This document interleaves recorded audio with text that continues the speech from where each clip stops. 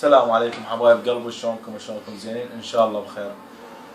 حكينا موضوع اللي هو على كلمة اخ الله. هواي عالم حكيت وعالم استنقذت وعالم ما اريد نحكي الموضوع. المهم الموضوع انتهى وانا ما يهمني هذا الشيء.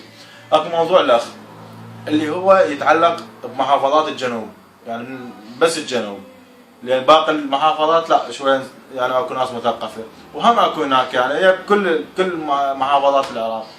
وهي التقليد مثلا كشخص يجيك لابس قاط، شوف هذا لابس قاط، لابس دشداشه، شوف هذا معيدي لابس دشداشه، لابس برموده، شوف هذا كيكي من ذولا جماعه الكيك وما اعرف شنو، لابس برموده ولا يستحي، شوف هذا شعره طويل، شوف شعره طويل، لابس عمامه، شوف هذا شيخ لابس عمامه، الله يا رب هو يا صار شيخ. تلبس عقال، عم عيد شلون ما تلبع طق فلوس بعقاله. حرنا وياكم. يعني مثلا اطلع مصلخ، وحتى من تطلع مصلخ ما راح تخلص، راح تقول شوف هذا ولا يستحي طالع مصلخ. في الوضع عندك يعني شلون من نطلع ايش نلبس؟ ابوس ايدك، ما لك علاقه باي واحد.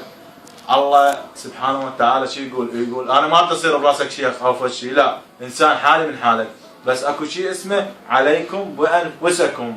ماشي حبايب قلبي، واسف على الازعاج وباي.